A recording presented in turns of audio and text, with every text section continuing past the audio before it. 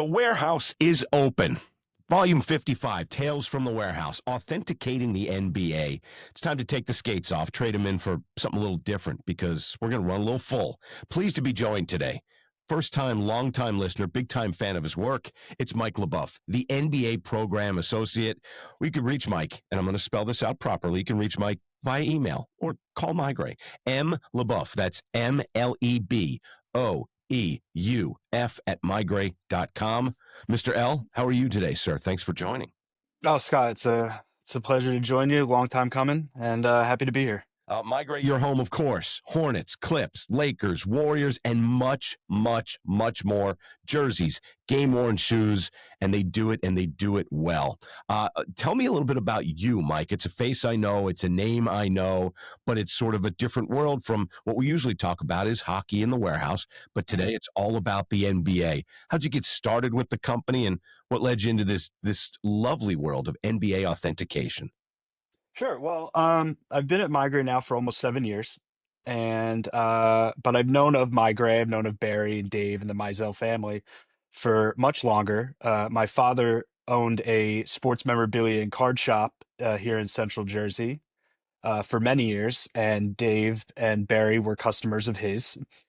And so I've always kind of been in the MeiGray orbit, and came to be at a certain point 7 years ago now that I needed a more stable job, and they were looking for somebody to fill out their fast-growing NBA department, and it just seemed like a natural fit that I finally, come into the circle here at MeiGray, and yeah, I've liked it ever since. Some people are sports fans. Some people are hockey people, baseball people. I only like the NFL. Are you only an NBA guy? Are you across the board? And what sort of take me through this is how I got knee deep and then some in the National Basketball Association. Sure, yeah, no, I am definitely a sports fan through and through. All the sports really, including golf, soccer, tennis.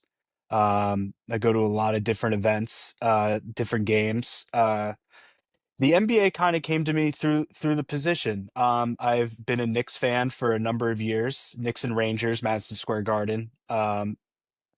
And yeah, so the opportunity came about, and ever since coming here, I've really kind of jumped into the NBA knowledge, and now it's my prime because it's my primary focus with work. It's become a primary focus in what I pay attention to, news and such. So just yeah, really enjoying the season so far, and the playoffs, of course, is a fun time. We'll talk a lot more about that as the podcast continues. It's Tales from the Warehouse, Volume 55, Authenticating the NBA with Mike LeBoeuf, the NBA Program Associate. Quick reminder, we're inside of 2 months away from the 20th anniversary of the MeiGray Expo. It'll be held at the Raritan Community College. Hotel rooms are going quickly. Not only should you attend, you should make a weekend out of it because it's a great way to network in the game-worn and game-used and collecting community.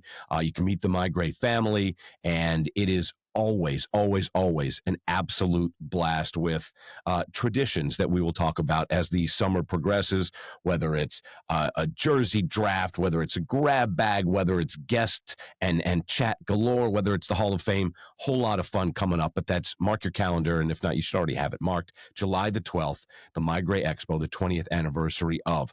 Mike, when you go home from work, are you a flip on TNT, TBS, ESPN?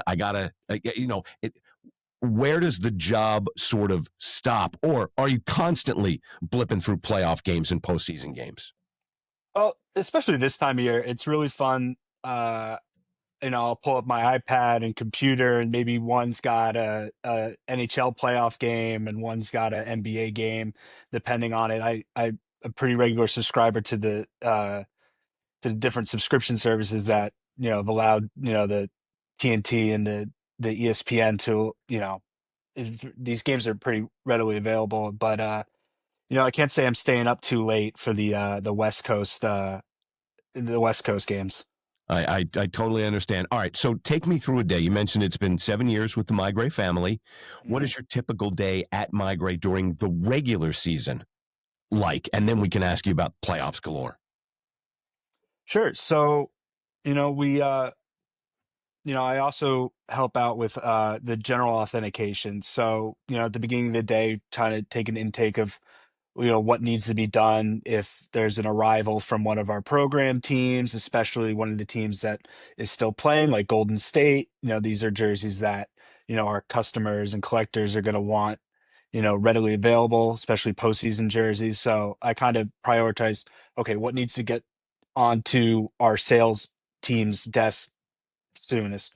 So, and then I will do proper inventory and get it into our database and ready to be prepped for our website if a jersey ends up on our website. And then I will be authenticating each jersey through photo matching, which is a technique and that we use here at MeiGray pretty steady. So, it's mostly authenticating, it's mostly photo matching, with a little bit of inventory intake. So um, it's pretty standard, pretty, I know what I'm going to be doing every day and, nothing, no curveballs or nothing like that. Does the game change for you? Pardon the terrible dad pun. Does the game change for you during the postseason because of the fast and furious nature of games every other, pretty much, and got hmm to be in tune with and what we might get, what we're not getting, what we are getting, and where that's going to wind up. And again, because they're on national TV, there's a lot more. We'll talk about the technology in a minute, but there's a lot more hmm photos. There's a lot more national video available. So that's got to be an absolute Right. pleasure. But the timing of everything, does that change postseason to regular season? Absolutely. Yeah. I mean, when it comes to postseason, you're thinking of these games are all on national television and, fans are seeing these highlights and they can hyper focus on specific games and fourth quarters and final minutes. And what we find with our collectors is that they want to capitalize on these moments as soon as they happen. So let's say Steph Curry has a big game or there was a buzzer beater shot or a big, block at the end of a game and it's from one of our program teams. We want those jerseys in hand as soon as possible. And luckily we've got some pretty great team partners, pretty great equipment managers that are able to get that to us quickly. And then it's my job to, authenticate inventory and pass that along to sales so that it's available not, 2 weeks after that moment happened, but maybe even 2 days after that moment happened. And as we continue, and again, it's the fast and furious nature. Hockey fans, with the exception of a few players, hockey fans will say, all right, we got set one, which runs hmm from the opening until, let's say, the NHL season starts, give or take. Let's call it October 1st. And they'll wear their set one home until middle of December, give or take. With the NBA, there may be different timing. Some guys may change game. Some guys may change half. Some stars may have different preference. There's a whole lot going on there with the ins and outs of the authentication process for a National hmm Basketball Association jersey. Yeah, there's no, like you said, in the hockey world, there's, set time periods and, we're able to track that for those programs. But with the NBA, we don't know the inventory number. We don't know specifically what jersey is being put on the back of each player before each game. We can only receive that information afterwards. And with our team partners and the equipment managers, they'll sometimes write the date on the jock tag, and that gives me as an authenticator a starting point on where to look for photos of that. But you know, this sending us those jerseys, that's not the primary focus of the equipment manager. They've got so much other things going on. So we can't just go off of a written date or something that the team tells us. We photo match every jersey that we claim is game worn for the NBA. So it's it's double checking their work and possibly checking for additional games and additional halves and the like. So yeah. So pull out the microscope. Mhm. Scott Antetokounmpo has worn a sweater, or Scott Curry has worn. I probably put up an 0 for 7 half or something like that, and Sure, probably sure. had the ball stolen from me 10 times. What happens when my sweater is removed? My sweater. Sorry, hockey. My jersey is removed. Where does it go? What happens? And a big part of authentication, as you mentioned, the equipment manager, is always communication and the Mhm. transparency. So my jersey, sweaty or not sweaty from my 1.5 minutes of burn, what happens to that jersey as it starts its way towards the hobbyist, let's say, and to you even before then? Mhm.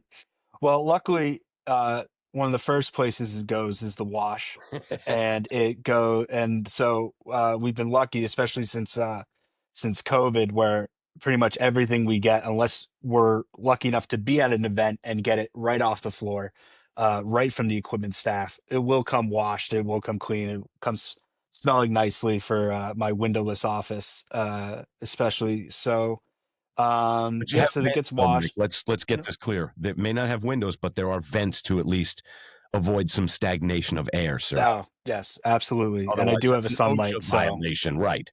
yes. So, it's not all bad, for me, but, yeah, so it will get washed. It will get, if the equipment manager doesn't need, say, an icon edition for the next game or whatever, he's got plenty of stock, and he knows that he has to fulfill our program, or maybe he gets a text from Barry saying, "Hey, you know, people were asking about that shirt last night. That was a big game from Scott Curry. Uh, can we get that shirt?" Equipment manager will box it up, send it to us, hopefully overnight, And I've had shirts on my desk, you know, by lunchtime the next day Amazing. on a rare occasion. And I'll be able to do my work and get that out as soon as possible, especially at this time, capitalizing, because have found in my time that nowadays news, it doesn't even beyond sports, it's about the moment, it's about now. Yes, that Steph Curry went off for 60 points the other night, but who's going to care in a week when they're eliminated from the playoffs? So the value, we're talking thousands of dollars by the day, just capitalizing on these moments. So it helps us, helps our team partners, in just, you know, the speed in which we're able to get things done. So you mentioned it again. Let's do sort of an in-pod glossary. By the way, it's Tales from the Warehouse, Volume 55, talking to Mike LeBoeuf, the NBA Program Associate over at MeiGray, authenticating the NBA. You dropped a phrase in there, Icon Edition. In the NHL, they have alts, they have reverse retros. In MLB, they have City Connect. Um, National Football League used to have Color Rush. Now they have alts, and they have alt helmets back, thank you God, which we certainly appreciate as collectors. There are icon editions. There are other things that the NBA does with regard. And basically what you described was the equipment manager saying, we may wear an icon edition next, but I'm going to still need this as a potential backup just in case. Like there's always a lot of moving parts when it comes to what set and where and when and how.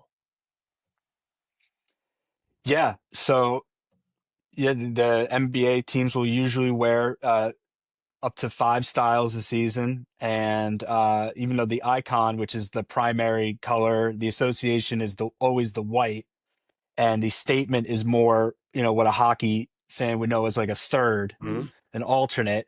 And then, of course, you have your city edition, which the NBA has been doing ever since the changeover to Nike. So it's been about 8 years on the city editions, and that changes every year per team. And equipment staffs only order a certain amount, and you know they're able to work with us, and we're completely understanding on stock and their challenges in dressing a locker room and having the proper sizes, and trades, and you know drops, and minor league call ups, and Right. All just sorts of roster juggling goes on. right. It's Yeah. with any sport. It's like, oh yeah, Hmm. I totally understand. I mean, there's a lot going on, and there's a lot to Hmm. appreciate over the course of the season.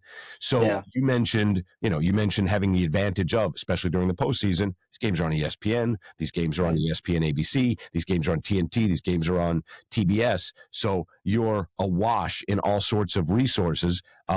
In hockey, huge role is video matching or photo Mhm. matching. NBA jerseys don't have the luxury of a stick mark across or a puck mark on a save or Mhm. blood from a fight unless Right. Benedict Matherin decides to haul off and punch somebody in the face Yeah. and DeAndre Hunter, but it was a stomach this time. At any rate, as we record Lord knows what's going to happen, but thank you for listening and subscribing to this podcast. Tell me about the details, because there are air holes, there are vents, there are stripes, there are logos. A long time ago, I was messing with authenticating or trying to authenticate and photo match a Yankees jersey. And I taught myself, the logo is really cool, but it doesn't always line up perfectly with the pinstripes.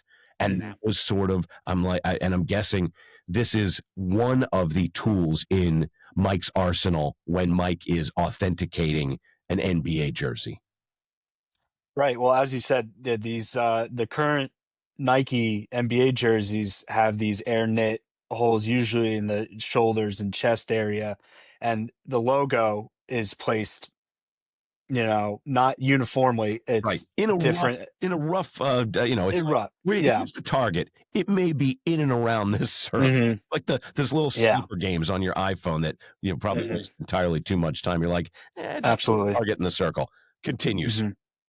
Yeah. So, in the old days, the old manufacturers, back in the Reebok, Adidas days, the whole jersey was pretty much mesh, and those a lot more ambiguity in those shirts. And even though Nike, the current stuff, they're really trying to make it hard on us with how clean and crisp these jerseys are. They don't, you're right, they don't show a lot of wear, and blood and pretty much everything else comes out. I had a customer a month ago ask me, I don't think this shirt that you authenticated is real. Where's the blood on that was on the shirt that you can clearly see in a Getty photo? And I had to, we have washing machines. This stuff comes out right away. So it, they do make it hard on us, but luckily a lot of it is still stitched on, numbers, names on the back, numbers, the logo itself. So they each have unique characteristics like overstitching and threads, of course. And um especially when you get these ultra HD photos or close up of a video shot, you are really seeing immense detail on these numbers, that help me do what I do. Beyond jerseys, and I can just imagine, because you authenticate sneakers, netting, basketballs. You know, I, it's an incredible process that takes an amount of time, obviously, but you want to get it right. How does the process change with stuff like that, Mike? Well, shoes and balls specifically are quite unique because they each have individual characteristics related to either the player or the game itself. Balls especially will have specific game wear, and either that comes naturally or they'll have like a referee's mark or a special ID number on the ball that can sometimes show up in a really HD photo. Shoes are interesting because they are crafted for the individual player. They'll usually get them directly from a manufacturer, their partner, shoe sponsor, to their direct specification size, inserts on the soles, stuff like that. So you're really looking for unique wear, scuffs, threads, even stitching on the sides. I don't really like to use creases, but if you have a really good HD close-up shot and the shoe has good provenance and everything like that, that certainly helps. So yeah, definitely unique cases in terms of balls, nets, and shoes. So I'm gonna talk for a second, and you can correct me if I'm wrong, but it seems like while you know many ways to do this going in, the ball is teaching you how to authenticate itself, whether it's through dribble patterns or just sort of bounce, and you're like, oh, I'm looking, and maybe that's not the best example, but you're not going to see Steph wear a Draymond Green sneaker, and then you Yeah. also, much like with NHL players, oh, this defenseman put a ton of wear on the back padding, and there's always pilling because he likes to wear a bunch of gear in his forearms because he is a chronic wrist breaker or something. And again, I'm Hmm. just using extreme examples, but much like that, then you see, okay, Draymond wears his sneakers like this. Maybe he's got pronated feet or something, Hmm. or you're like, oh, the sole is going to wear like this. And again, I know that these guys, much like me, they're not wearing my Under Armours for 3 years at a time. They're Right. wearing them for X, but there are wear patterns that the item teaches you as well. You're like, I'm looking Mhm. for these 5 things, but I know that this player also contributes with 3 other clues, and that's what I'm going to utilize here. Yeah, right. A shoe's going to show a lot more individualistic characteristics as opposed to a Golden State Warriors jersey that's a size 52.6 is going to be the same no matter if player A wears it or player B wears it. There's not really that modded specificity to a jersey. So that what makes shoes a unique challenge. That's perfect. That voice you hear is Mike LeBoeuf, MLeBoeuf at MeiGray.com. That's MLEBOEUF. He's the NBA program associate. It's volume 55, Tales from the Warehouse. We're authenticating the NBA today. And if you want, go to MeiGray.com, of course. Charlotte, Lakers, Clippers, Golden State, much, much more. Not only jerseys, shoes, basketballs, and other game used items. Authenticated, transparency, have that MeiGray love attached to it. You mentioned HD and sort of an ultra HD photo and super high quality video.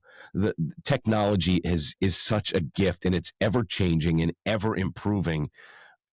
Dare I even ask, is there a favorite item that you use now or a favorite bit of technology? And where do you see it in a year or two? Because this stuff's only going to get better. Yeah, through our deal with Getty Images, I'm able to access a whole litany of media, both of the current stuff, but also vintage stuff. Yeah, sometimes I like to use my iPad, and you know, I can zoom in and all this different stuff, and get really into the details of each shirt. Um, and cameras on different portable devices are only getting better, as you said. So it really lends itself to getting deeper and deeper into these products and finding uniqueness and little authentication points throughout the way. With teams like the Warriors and the Clippers and the Lakers and the Charlotte Hornets, it doesn't matter. You have handled, I didn't mention uh, the Bucks, but you've handled Giannis and KD and whomever, some of the biggest names in the league. I know the answer is whether you're Scott Curry or Seth or Steph, every jersey gets the same quality. But when you're, quality of attention. But when you're doing it, Mike, do you feel additional pressure because it's a Giannis or it's a LeBron or it's a Luca or it is a Steph or a KD? There's got to be sort of that human factor of, I'm turning it up for Scott Curry, but I also need to have it top to bottom. You're always buttoned up, suffice to say. hmm But yeah, like you said, for our NBA programs and our team programs, everything that we sell and label as game worn has to be photo matched, has to be video matched. Um, if we're not able to, then we won't say it is. And like you said, for doesn't matter if it's LeBron or the 12th guy on the bench. But yeah, with the LeBron, yeah, the pressure's definitely turned on a little bit. There's a little bit more of a stake to getting it right, I would say. Not only for my job and reputation, but for the collector's sake as well. We want to here at Migrate to be the best, and we want to, you know, you know, with a name brand like LeBron, we want to, use his greatness, our greatness, and put that together into something that could be really valuable. So yeah, with LeBron, a Curry, um, yeah, the pressure's definitely turned up a bit. But luckily with those guys, the available media and the clarity of media, that's a you search player 12 on the bench, you might find two images on Getty that are far away shots of the guy, but you type in LeBron, you've got 5 pages at your disposal Sure. per game. And close ups of the front, back. If they're getting interviewed, maybe they untuck their shirt. You got the ID of the jersey showing. That helps me a lot. But um, yeah, so I actually prefer working on the big players because of that availability of media and whatnot. So yeah. I'm sure, and there will be a lot of cool items at the MeiGray Expo. Comes up on July the 12th. Raritan Community College, hotel rooms available, but going quick. It's the 20th anniversary. Hope to see you out there. Again, your chance to meet and network with collectors literally worldwide, and that's a term I'll come back to in a minute. Lots of cool items in that building on that day. Make a weekend out of it. Show up. Of course, the summer sale is immediately following. You've had your hands on a lot of cool items, and I always like the stories that go along with this, Mike.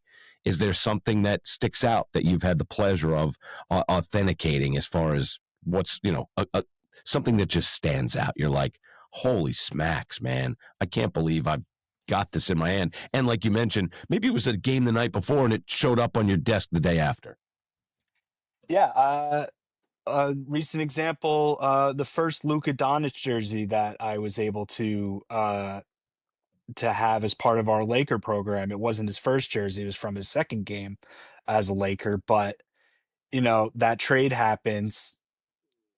He comes, he plays, and I think it was less than 48 hours after he played in that shirt.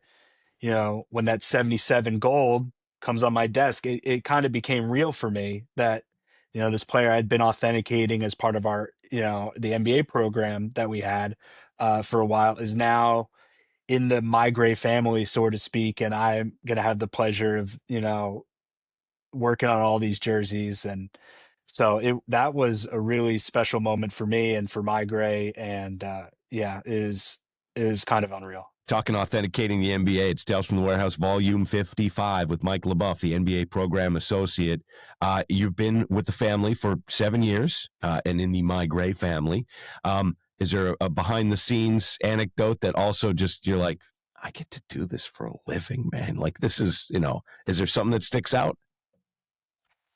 I would say every time an article comes out that, whether it be on ESPN or The Athletic, that cites MeiGray as the photo matching sort, even if it's something that I didn't work on like firsthand, I don't tackle the biggest items that we get here.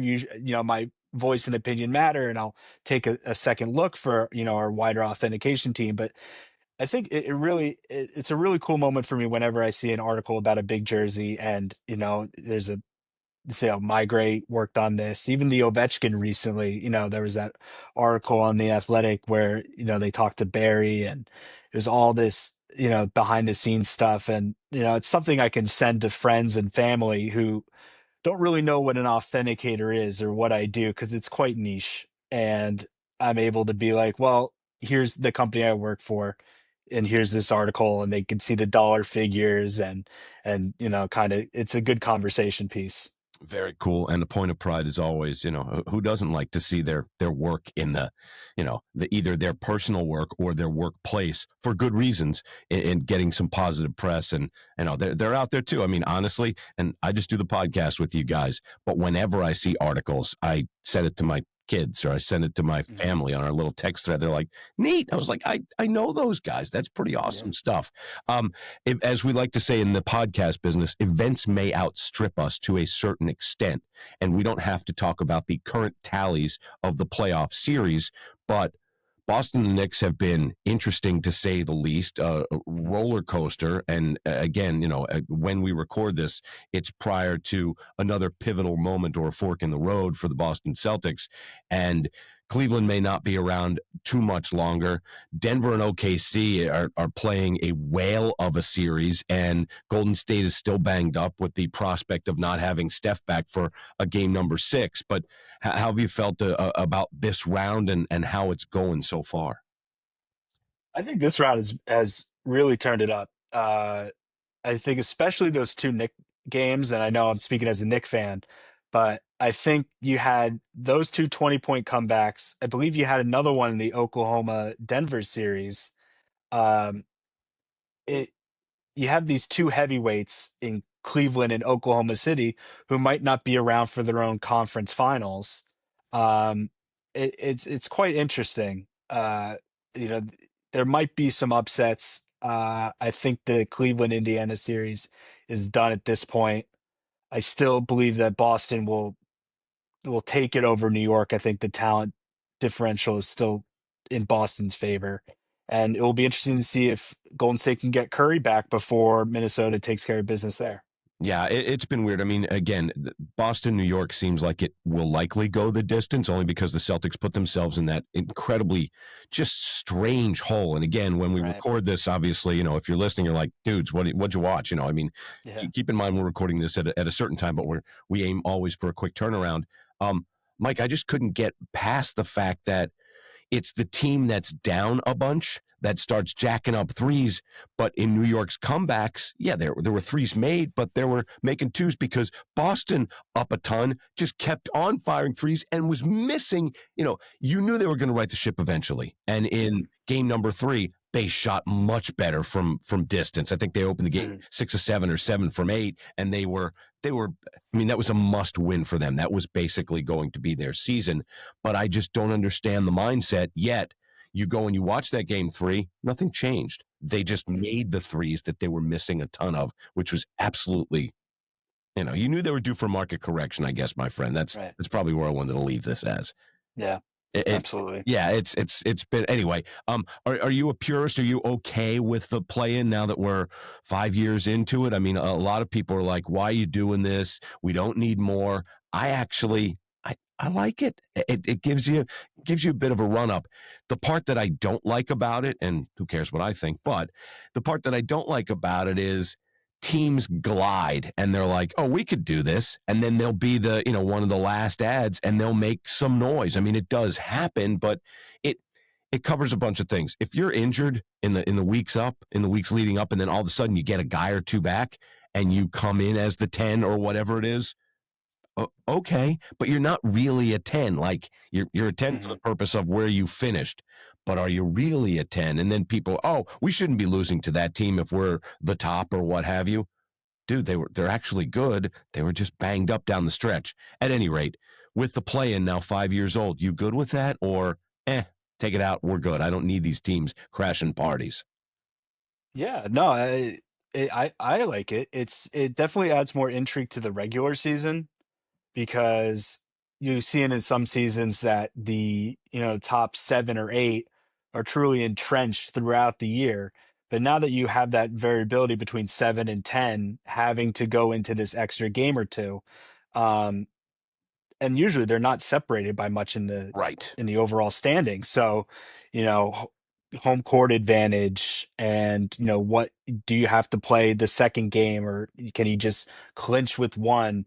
And like you said, it's a lot more forgiving for teams that have had injuries or can kind of put it together late, and it kind of rewards momentum, as opposed to some leagues where sometimes by the end of the season there's teams that have missed the postseason that you rather see than say like a lower seed in like the hockey playoffs. It's I'm with you. It's very, very cool. All right, a couple other super quick ones. We mentioned the series that are still alive. Again, by the time this comes out, somebody may not be there. If you could Mhm. have a sort of a dream NBA Finals matchup, which two are you picking?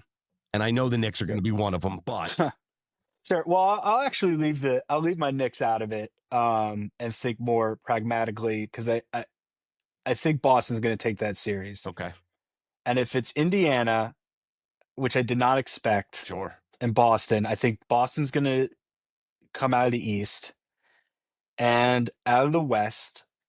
Um, if Golden State's, with Curry out, and if I had to take a team that wasn't, MeiGray's Golden State, I think I would go with Oklahoma City because it's something different. And I think they've got a lot of young, exciting players that could really grow nationally and build a national presence, like a Shea Gilgeous-Alexander, Of course. Jalen Williams, a Chet Holmgren. And they've made the finals in the past, but they've never. I mean, it's a relatively young franchise, but it'd be a different name to see going up against one of the iconic franchises in all of American sports. So kind of that old versus new. type deal. So I think that'd be fun. We will see how it plays out. The old sports radio cliche, Boston and OKC. We're talking to Mike LeBoeuf about authenticating the NBA. It's Tales from the Warehouse, volume 55. Mike is the NBA program associate, has his hands on a lot of cool things. You can as well, from the Hornets to the Clippers to the Lakers to the aforementioned cool Warriors and much, much more. Just go to MeiGray.com. Jerseys, shoes, balls, nets, you name it, it's there. Obviously, there are auctions galore as well. And another quick reminder, coming up on July the 12th, MeiGray Expo celebrating a 20th anniversary. This one's at Raritan Community College, as they are. Hotel rooms available, but going quickly. Great way to network with the sweater and collecting community. You should be there. All right, I don't have a whistle, but we're going to go into overtime. Just a couple of minutes to talk about whatever. Most recently, I saw the Nationals play the Cardinals, Mike, and it was a terrible game for the Nationals. I like going to Nats Park. There's a lot to do in the area. I went with my wife, and we went with a couple friends. And two notable things. The Nats threw 203 pitches in that game, which I haven't seen since Little League because kids get walked and you just keep the counter up. Eric Fetty, a former National starting pitcher, now with the St. Louis Cardinals, pitched a complete game shutout. Dude threw 102, 103 pitches. The Nats threw 203. Mind-blowing. But more so was the fact that there was a post-game concert. And again, this isn't new because they do this in a lot of people's markets. I loved what I saw. We got to see OAR, which, if you're not familiar, I mean, you may be familiar with them. They are a Maryland band. The kids met at the high school where my kids go/went. So OAR's tied to the community, and it was just really cool to see them take the stage in the sort of like the carnival trucks. They wheel them out, they set up the speakers. There's a guy with an audio board out there, and he's running the sound, and there's lights, and the stadium. You know, your ticket price is your ticket price. You get it free with the game. You can buy wristbands so you can go down on the infield and be front row and be there, what have you. It's kind of cool. Have you ever experienced these post-game MLB concerts?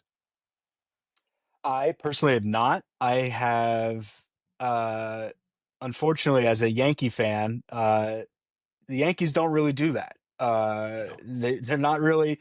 They do some promotions with bobbleheads and in-game giveaways, but they're not really one for post-game concerts. And I've seen some, advertised in Philly, uh, DC, Baltimore, and I would love to go. I've seen plenty of cool acts at half times of Nick games or soccer matches that I've attended over the years, but not a full blown concert. So I would it's definitely something I'm for and I'm interested as a promotion, as a way to on top of a ball game to get out to the park and see something cool. All right. For as long as the Pacers are alive in the postseason, and it appears as we record this that they're going to be alive for at least another round, what were your thoughts on Halliburton's dad? Yeah, that was wild. I didn't know the full story at first, and I didn't know how provocative his actions were towards Giannis at the start of that incident. I just thought that had kind of come together, and it's unfortunate. And I think you see with the NBA, there's just so much access to the court, especially post game, that there's no wall, there's no real barrier, that pretty much anybody could wander onto the court post game. There's just a lot happening, especially at the end of the series when people are celebrating, and it kind of shows the both the vulnerability on the security side, but also the vulnerability of the player. They catch Giannis at a low professional moment. You've just been eliminated. There's all this talk. Could that have been his last game as a Milwaukee Buck? Um, it was just kind of unfortunate, really, and I'm happy to see that Mr. Halliburton kind of, took responsibility and took himself out of the equation. Is sitting out at least indefinitely from attending or even sitting courtside at Pacers games, because we don't want to see that moving forward. No. And again, as a parent of three, I am guilty of not cursing or threatening. I've yelled Mhm. my displeasure at soccer refs or an Hmm. umpire.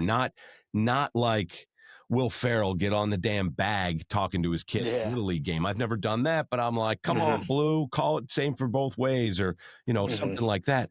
I would never dream of walking and getting in somebody's it's just that's crazy town. And then I heard another anecdote from Brian Windhorst of ESPN on another podcast, the Tony Kornheiser podcast, and Windhorst had said Mr. Halliburton actually is lovely because the two of them had coffee and breakfast together during international games, and he was speaking so kindly. He said, "This is the last guy you would ever expect this Hmm. from." So it was just hard to make sense of. I'm glad he took responsibility because Giannis is also not that guy. He's not going to pull a Russell Westbrook 360 dunk and then start yelling at the crowd. Giannis has his passionate moments, but Hmm. he's a people pleaser. He likes to, he likes to keep cool with everybody. At any rate, all right. Yeah. Last one as overtime starts to run out.